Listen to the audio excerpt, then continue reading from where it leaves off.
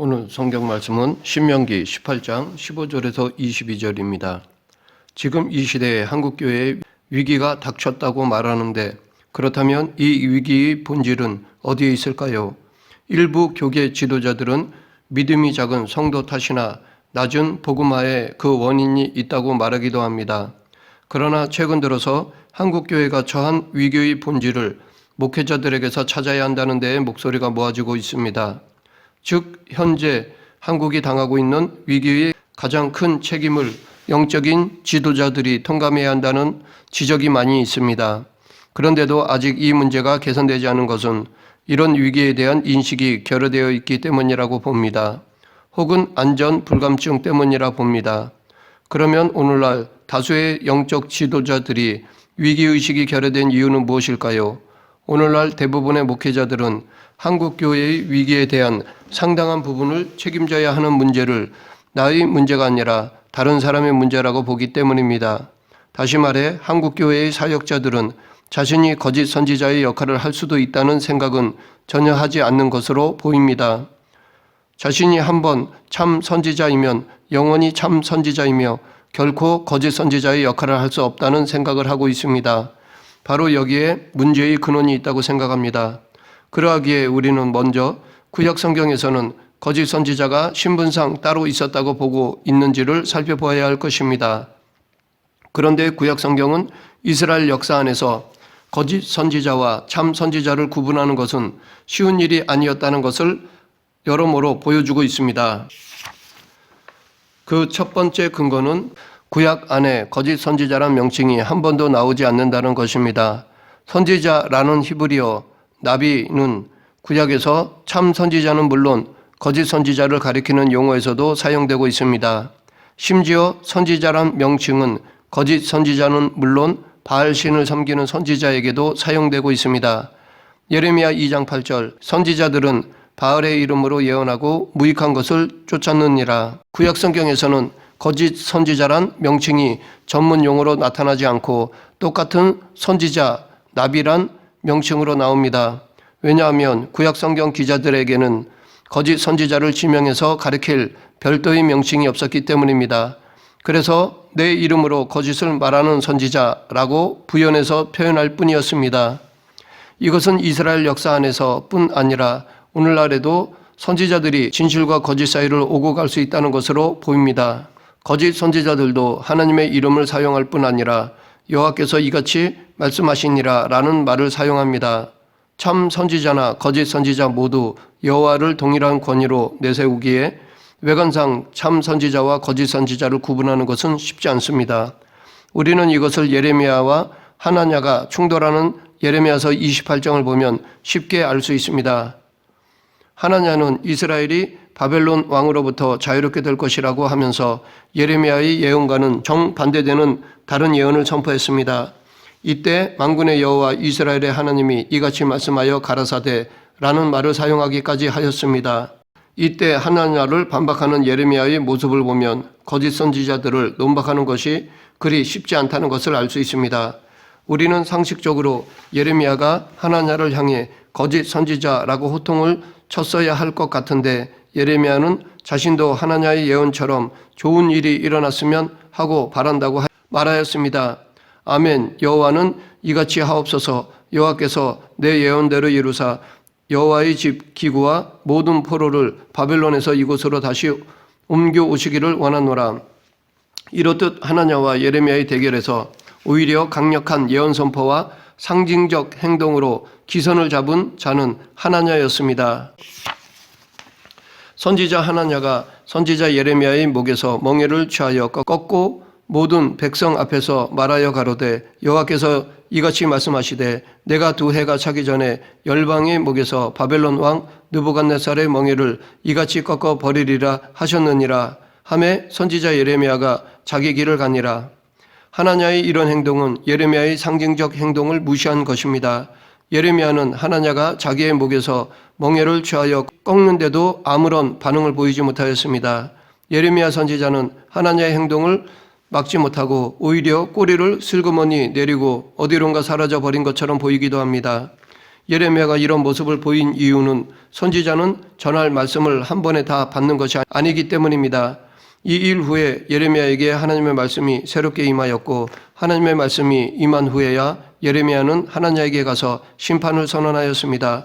선지자 하나냐가 선지자 예레미야의 목에서 멍에를 꺾어버린 후에 여호와의 말씀이 예레미야에게 임하니라. 가라사대 너는 가서 하나냐에게 말하여 이르기를 여호와의 말씀에 내가 나무 멍에를 꺾었으나 그 대신 새 멍에를 만들었느니라. 만군의 여호와 이스라엘의 하나님이 이같이 말하노라.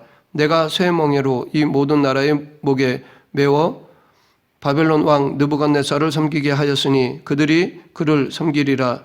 내가 들짐승도 그에게 주었느니라 하신다 하라. 그런데 구약에서는 때론 참 선지자가 거짓 선지자의 역할을 하기도 하고 거짓 선지자가 참된 예언의 중개자가 되기도 합니다. 열왕기상 13장에서 우리에게 선지자는 참과 거짓을 오고 갈 수 있다는 사실을 보여주고 있습니다.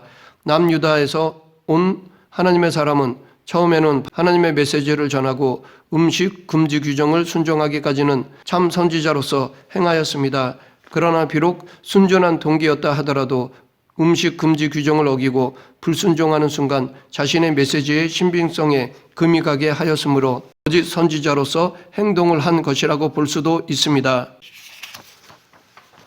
한편 베델의 늙은 선지자는 처음에는 천사를 운운해가며 거짓으로 속인 점에서는 거짓 선지자였으나 하나님의 말씀을 전하는 매개체가 되고 그 말씀이 성취되어 유다에서 온 사람이 죽는 모습을 보고 베델의 단을 향해 던져진 처음 메시지의 지지자가 되었다는 점에서 참 선지자로 행동하고 있습니다.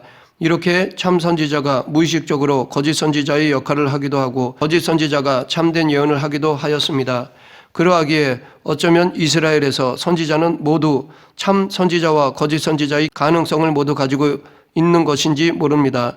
이런 이유로 구약 성경에서는 거짓 선지자나 참 선지자란 명칭이 따로 있지 않았는지도 모릅니다. 그러하기에 혹자는 누가 참 선지자인지 누가 거짓 선지자인지를 판단하는 문제는 불가능한 일이라고까지 말하기도 합니다. 물론 이 정도는 아니지만 구약에서의 거짓 예언에 관한 이야기를 읽으면 거짓과 참을 구분하는 것이 쉽지 않다는 것을 알게 됩니다. 참 선지자와 거짓 선지자를 나누는 것이 쉽지 않지만 그래도 성경에서는 선지자직에 대해 몇 가지 말씀하고 있습니다. 첫째, 하나님의 말씀이 있을 때에만 진정한 선지자가 될 수 있는 것입니다. 선지자란 스스로 말하는 사람이 아니라 여호와께서 명하는 것을 전하는 사람입니다.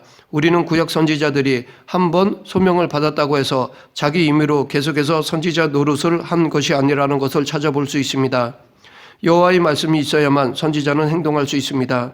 그러므로 오늘 우리의 상황에서도 하나님의 말씀인 성경에 대한 올바른 기초가 없는 신학운동이나 성령 이해나 영성운동은 거짓될 가능성이 크다고 보아야 합니다.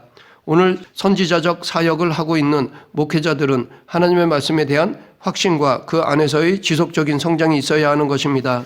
둘째, 거짓 선지자와 참 선지자의 구별은 처음부터 정해지는 것도 아니며 한 번 정해졌다고 해서 평생 가는 것도 아닙니다.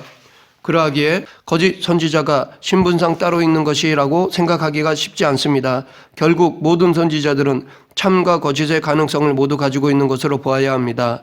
셋째, 참 선지자는 그가 전한 메시지를 삶 가운데서 순종함으로 메시지의 확실성을 드러내야 합니다.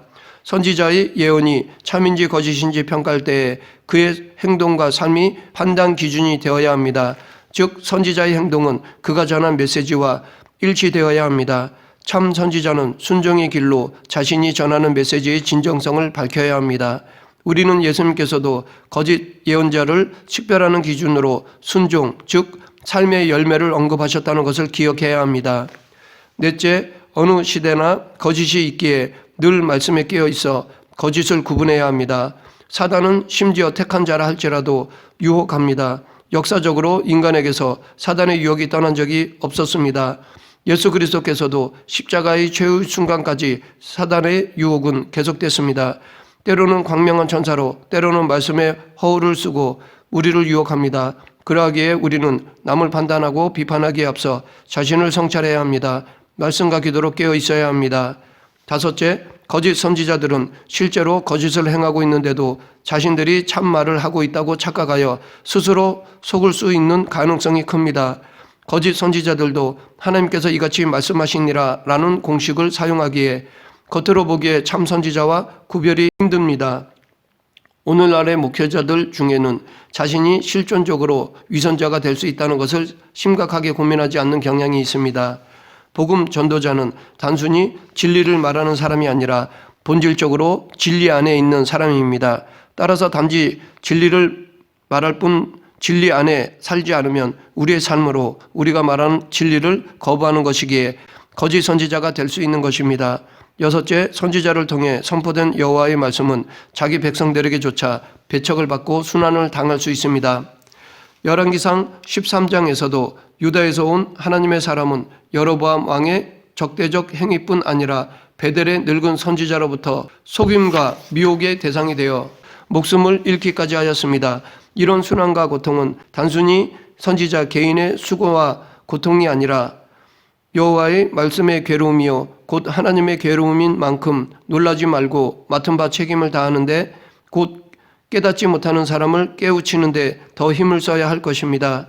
일곱째, 이런 상황에서도 우리를 위로하는 것이 두 가지가 있습니다. 하나는 말씀의 종들이 여러 가지로 부적절한데도 여호와의 말씀은 끝내 승리한다는 것입니다. 유다에서 온 하나님의 사람이나 베델의 늙은 선지자나 모두 하나님의 도구에 불과한 것입니다. 선지자의 개인적 윤리성에만 하나님의 말씀의 성취가 달려있는 것은 아닙니다. 하나님의 말씀은 그 자체로서 결국은 승리합니다. 때로는 거짓 선지자들이나 악한 자들이 자기 욕심으로 말씀을 가로막기도 하지만 결국 하나님의 말씀은 이루어지게 됩니다. 하나님의 말씀은 참 선지자이든 거짓 선지자이든 그 전달자의 자질에 의해 폐기되지 않습니다. 그러기에 이 열왕기상 13장에 나오는 이야기는 하나님의 말씀은 타협되거나 약화되지 않으며 결국 성취된다는 것을 분명하게 보여줍니다. 그렇다면 오늘 현대의 설교자들은 하나님의 말씀을 순종하는 자로서 임무가 얼마나 영광스러운 것인지를 깨달아 아무리 힘들고 어려워도 아무리 고난을 당하여도 이 일을 잘 감당해야 할 것입니다. 다음으로 특별히 한 가지 위로가 되는 것은 참 선지자가 타락할 수 있는 것처럼 거짓 선지자의 역할을 했던 자도 돌아와서 회복될 수 있는 것입니다. 즉 비록 큰 실수를 저질렀다 하더라도 선지자의 사명이 완전히 상실되는 것은 아닙니다.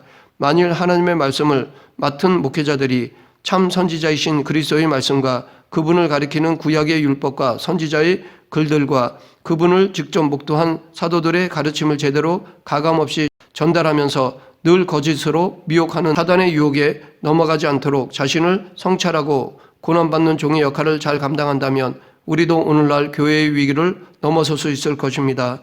또한 목회자들이 거짓 선지자들의 성공주의와 물량주의의 유혹을 극복하며 말씀을 잘 가르칠 수 있다면 우리의 위기는 또 다른 기회가 될 것입니다. 오늘 본문은 하나님께서 당신의 말씀을 전할 선지자를 보내시겠다는 내용으로 이스라엘 백성들은 그의 말을 들어야 한다는 것입니다. 그것을 위해 참 선지자와 거짓 선지자를 구별하는 방법을 알려주고 있습니다. 그 구별법은 말씀의 성취입니다. 본문은 크게 네 가지로 나눌 수 있습니다. 곧 선지자를 세워달라는 이스라엘 백성들의 간구, 하나님의 승낙, 거짓 선지자에 대한 심판, 예언의 참 거짓 구별입니다. 다시는 내 하나님 여호와의 음성을 듣지 않게 하시고 다시는 이 큰 불을 보지 않게 하소서. 두렵건대 내가 죽을까 하나이다. 이것이 이스라엘 백성들이 선지자를 보내줄 것을 여호와께 요청한 이유입니다. 출애굽 시 여호와 하나님은 불 가운데 크고 두려운 음성으로 나타나셨습니다. 여기서 불은 자연적인 불이 아닌 초자연적인 불로 하나님의 영광과 위엄의 상징에 대한 묘사입니다. 그러자 백성들은 모세에게 울부짖었습니다. 왜냐하면 극한의 공포로 말미암아 곧 죽을 것 같았기 때문입니다. 얼마나 놀랐는지 그들은 더 이상 하나님의 현현을 목도할 수 없어 대신 중재자를 요청했던 것입니다. 따라서 이스라엘의 중재자, 선지자는 하나님이 원하는 것이 아니라 사람들이 요구한 것입니다. 하나님께서는 이를 허락하셨습니다. 당신의 영광 앞에 인간들이 두려워 떠는 것을 이해하셨기 때문입니다. 그래서 이스라엘 가운데 모세 같은 예언자를 일으켜 그의 입에 당신의 말씀을 넣겠다고 하셨습니다. 그렇게 당신이 명령한 모든 것을 전해 들을 수 있도록 하셨습니다. 선지자는 이방 민족들의 영매자들처럼 단순히 신을 달래어 자기의 목적을 달성하거나 미래의 일을 점치는 것이 아니라 여호와가 그의 입에 말씀을 넣어주시면 그 말씀을 전달하는 중개자입니다. 그런 점에서 선지자는 여호와의 뜻을 전달하는 전령자이자 그분의 말씀을 위탁받아 대언하는 대언자입니다. 물론 미래의 일도 예언을 하였고 초과학적인 이적과 기적도 행하기도 하였습니다. 그러나 이것들은 하나님의 분명한 목적과 뜻이 있어서 허락한 것이지 기본은 하나님의 말씀의 전달입니다. 마음속으로 이르기를 그 말이 여호와께서 이르신 말씀인지 우리가 어떻게 알리요? 이것은 선지자가 진짜인지 가짜인지 어떻게 알 수 있는가라는 이스라엘 백성들의 질문입니다. 이에 대한 대답은 여호와의 이름으로 말한 일례 증언도 없고 성취함도 없으면 이는 여호와께서 말씀하신 것이 아니요 그 선지자가 제 마음대로 한 말이니 너는 그를 두려워하지 말지니라 입니다. 이것은 그의 말이 증거와 체험을 통해 사실로 드러나지도 이루어지지도 않는다면 그는 거짓 선지자라는 것입니다.